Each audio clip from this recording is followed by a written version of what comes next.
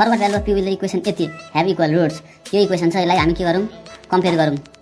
Comparing 5x² minus px plus 450 with हाम्रो standard quadratic equation ax² plus bx plus c equal to 0।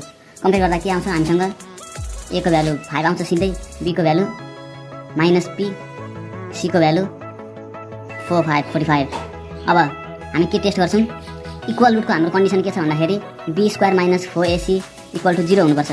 त्यो भयो भने equal root possible हुन्छ। अब त्यही टेस्ट गर्छौँ, b² minus 4ac equal to b को भ्यालु छ minus, wait a minute, forward value of p with the equation have equal roots already छ अरे यसको, भनेपछि हामीले p को भ्यालु चाहिँ निकाल्नु पर्ने छ इक्वल टु 0। हामी यो इक्वेसन चाहिँ युज गर्छौँ,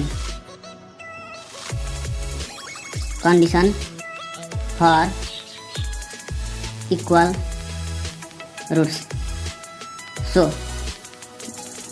b² minus 4ac equal to 0 और b² इक्वल टु यो 4ac लाई उता पठाइदिउँ इक्वल टु 4ac और b को value minus p² equal to 4ac और माइनस p² भनेको p² भयो इक्वल टु 4 5 20 20 × 45 900 और p² इक्वल्स टु यो 900 भनेको कतिको स्क्वायर हो 30 को स्क्वायर, 30 स्क्वायर भनेको 900 प्लस 30 को पनि स्क्वायर 900 नै हुन्छ, माइनस 30 को स्क्वायर पनि 900 नै हुन्छ, square square cancel, therefore p को भ्यालु प्लस माइनस 30।